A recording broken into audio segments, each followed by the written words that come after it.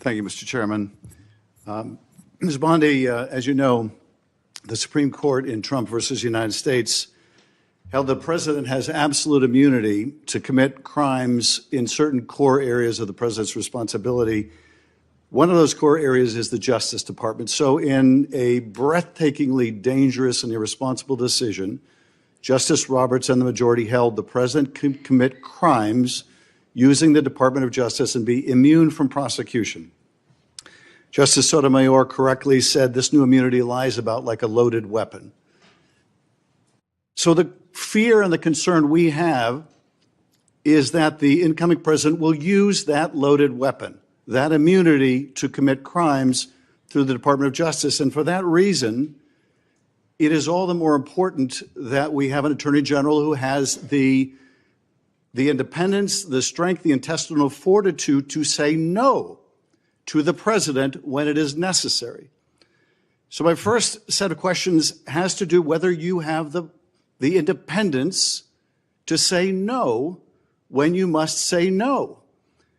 And you can say this is hypothetical, but it is not hypothetical. So let me start with one very specific non-hypothetical. The president has said Jack Smith should go to jail. Let's break this now. The court determined that the President of the United States holds absolute immunity from criminal prosecution when carrying out specific core functions tied to the constitutional role of the presidency. This ruling was not only unprecedented, but also transformative in redefining the boundaries of executive power. One of the most critical areas identified by the court as falling under this protective umbrella is the president's authority over the Department of Justice. This department, tasked with enforcing federal laws and upholding justice in the nation, is now potentially subject to unaccountable presidential control, according to the court's majority opinion. Chief Justice John Roberts, writing for the majority, emphasized that certain presidential actions must be shielded from judicial interference to preserve the integrity of the executive branch. However, this interpretation has drawn serious concern from legal experts and public officials alike. The fear is that this immunity could open the door to a dangerous precedent, one where the president could direct the Department of Justice to carry out unlawful acts and be protected from legal consequences simply because those acts fall within the scope of presidential duties. This creates a substantial risk of undermining democratic institutions as it blurs the line between legal authority and criminal misuse of power. Justice Sonia Sotomayor, in a powerful dissent, warned of the consequences of such broad immunity. She likened it to handing the president a loaded weapon, ready to be used without restriction. Her metaphor underscores the gravity of the decision. It is not merely a theoretical change in legal interpretation, but one with real-world implications that could enable future presidents to act above the law. This dissenting opinion reflects a deep unease with the notion that any individual, even the president, could be placed beyond the reach of justice when engaging in potentially criminal acts, simply because those acts are wrapped in the authority of the office. The ruling has intensified discussions about the balance of powers enshrined in the U.S. Constitution. The executive branch, by design, is meant to be co-equal with the legislative and judicial branches, not superior to them. Granting absolute immunity risks upsetting this balance by placing the president in a position where legal scrutiny becomes nearly impossible. Legal scholars have pointed out that such unchecked power contradicts the very idea of accountability that underpins democratic governance. Ultimately, this Supreme Court decision reshapes the legal framework around presidential accountability. It not only sets a precedent for future legal battles, but also raises urgent questions about how to safeguard justice and the rule of law. The concern is not just about one president or one administration. It's about the enduring structure of American democracy and whether any individual, no matter how powerful, should ever be completely above the law. One of the most alarming developments in recent political discourse is the president's public call to jail individuals like Special Counsel Jack Smith and Congresswoman Liz Cheney. These demands are not based on publicly known criminal behavior or supported by legal evidence. Rather, they appear to stem from personal grievances and political retaliation. When a sitting or future president uses the immense power of the office to target critics or opponents without due process, it signals a dangerous slide toward authoritarian behavior. In a functioning democracy, the law is supposed to serve justice, not vengeance. The very idea that the president could instruct the Department of Justice to launch investigations or pursue prosecutions solely based on personal animus should be unacceptable to anyone who values democratic principles. The troubling part is that such statements are often amplified to serve as rallying cries for political supporters. These public declarations can undermine the credibility of individuals like Jack Smith, who was appointed to conduct independent investigations, or Liz Cheney, who served her country with distinction in Congress. By suggesting that these individuals should be imprisoned without cause, the president not only attempts to delegitimize their work, but also sends a chilling message to others in government. Disagreeing with the president could cost you your freedom. Such rhetoric also creates an environment in which career DOJ officials may feel pressured to act not according to law, but according to presidential preferences. If a president insists on launching investigations into political enemies and there are no legal or institutional checks to stop it, the independence of the justice system becomes a mere illusion. This would erode the wall of separation that is supposed to exist between law enforcement and political power. It transforms the justice system into a weapon, not a safeguard. Furthermore, when ranking officials or nominees for critical positions like Attorney General are asked whether they would carry out such politically motivated investigations, their answers, or refusals to answer, matter greatly. A vague or noncommittal response to questions about whether they would open an investigation into someone like Jack Smith or Liz Cheney based on the president's demands is deeply concerning. It raises legitimate questions about whether they are prepared to resist pressure or simply comply with executive overreach. These concerns aren't hypothetical. They reflect real fears about how unchecked executive power can be misused. History offers many examples from other nations where heads of state targeted political opponents through their legal systems. The United States is not immune to such risks. What protects it is a strong system of checks and balances, an independent judiciary, and leaders with the courage to uphold the Constitution rather than bend to political will. Ultimately, any public demand by a president to jail an opponent without due process should be condemned, not normalized. Such actions chip away at the very core of democratic governance. The Department of Justice must never become a tool of retribution, and the leaders who run it must have the integrity to uphold the law over personal loyalty. Will you investigate Jack Smith?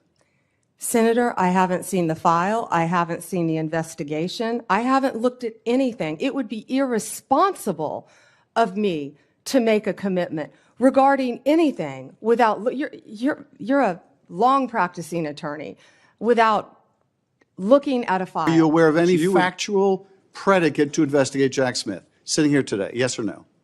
Senator, I will look at the facts and the circumstances. You can't answer that question. Brought to me. You're not a part of the department yet. There's no worry about divulging I'm sitting law here as a enforcement nominee. sensitive information. So just tell us, I'm are you sitting here as aware? a nominee. Just tell us, are you aware of a factual predicate to investigate Jack Smith? Yes or no?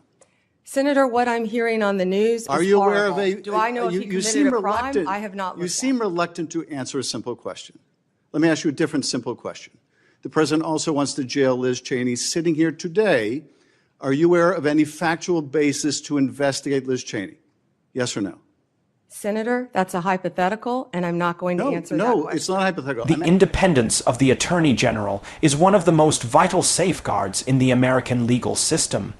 The Attorney General is not simply a political appointee serving the will of the President.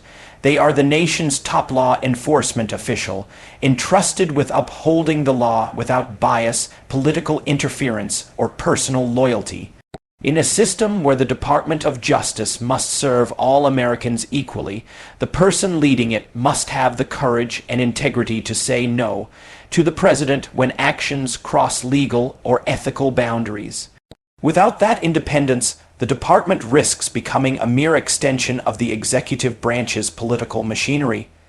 rather than an institution grounded in fairness and the rule of law. When an attorney general is questioned during a confirmation hearing, one of the most critical issues they face is whether they are capable of standing up to presidential pressure. This goes beyond legal knowledge or courtroom experience. It speaks directly to character and moral strength. The ability to resist improper orders, to uphold the Constitution, and to defend the independence of the DOJ is essential for maintaining the public's trust in the justice system. If the Attorney General cannot or will not say no to a president who seeks to misuse power, then the DOJ ceases to function as an impartial arbiter of justice. This independence is tested not just in extraordinary moments, but in everyday decisions that carry immense consequences. Whether it's resisting efforts to open politically motivated investigations, refusing to interfere with ongoing prosecutions, or advising against sweeping pardons that undermine accountability, the Attorney General must operate with a clear sense of duty to the law, not to the person who appointed them. Without that resolve, the office becomes vulnerable to exploitation, and justice becomes selective, favoring allies while punishing critics. In the context of recent political dynamics, the questions posed to the Attorney General nominee are more than procedural. They are deeply rooted in legitimate fears about the misuse of power.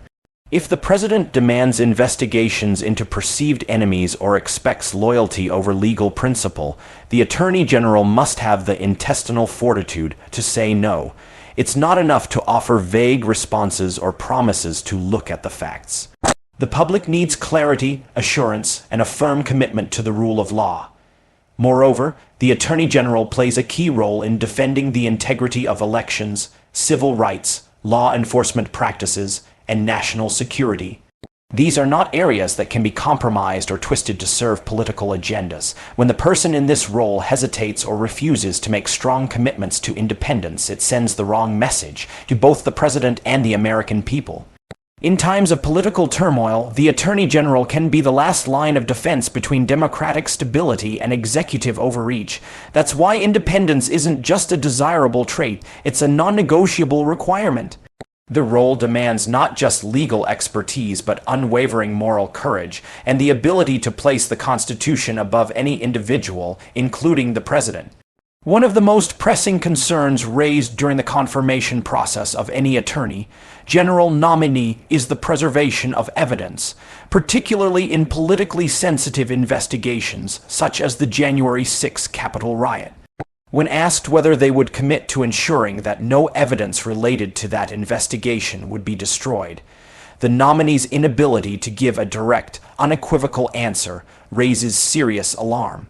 In a functioning democracy governed by the rule of law, preserving evidence is not a matter of political calculation. It is a legal and ethical obligation. Failure to commit to this fundamental principle invites suspicion, erodes public trust, and threatens the integrity of the entire justice system. The January 6 investigation represents one of the most significant legal undertakings in modern American history. It is not only about identifying the individuals who participated in the insurrection, but also about understanding how the attack happened, who incited it, and whether anyone in positions of power aided or encouraged the assault on the democratic process. Every piece of evidence, whether it be documents, communications, surveillance footage, or testimony, is vital to constructing a full and accurate account of that day. Destroying any part of it, whether deliberately or negligently, would not only hinder justice, but also fuel conspiracy theories and deepen national division. That is why the question about preserving evidence is so important. When an Attorney General nominee dodges or avoids directly committing to protect the records of an active investigation, it raises concerns about whether they are truly committed to impartial justice, or whether they may be susceptible to political influence. A firm answer, yes, I will ensure this evidence is protected, should not be difficult to give if the nominee is dedicated to the principles of transparency, accountability, and justice. Moreover, this hesitation also raises fears that evidence could be selectively destroyed to protect certain individuals or narratives. If the incoming leadership of the Department of Justice refuses to promise the safeguarding of this evidence, It opens the door to suspicions of obstruction, manipulation, or even cover-up. These are not baseless fears. In times of political transition, the risk of sensitive information being erased, sealed, or hidden from public scrutiny is real. The department must send a clear message that justice will be pursued based on facts, not politics, and that starts with a full commitment to preserving all relevant records. Preserving the evidence from the January 6 investigation is not about relitigating the past, it's about ensuring that future generations understand what happened, how it happened, and what must be done to prevent it from happening again. It is about setting a precedent that political violence has consequences and that no one, regardless of title or power, is above the law. In refusing to give a clear answer about the preservation of evidence, the nominee undermines the seriousness of the investigation and casts doubt on their willingness to uphold the integrity of the Justice Department. The American people deserve better. They deserve a leader who will protect the truth, not hide it, especially when that truth is critical to the nation's democratic foundations. Can you tell him that Donald Trump lost the 2020 election? Can you say that? Do you have the independence to say that? Do you have the gravitas, the stature, the intestinal fortitude to say, Donald Trump, you lost the 2020 election? Can you tell us that here today? Senator, what I can tell you is I will never play politics. You're trying to engage me in a gotcha. I won't do it. I won't play politics with any ongoing investigation, so let me ask you another, like you did leaking your colleague Devin Nunes's memo. If you can't answer the question, let me ask you a different, what should be a simple truth, not a hard one. Was there massive fraud affecting the result of the 2020 election, yes or no?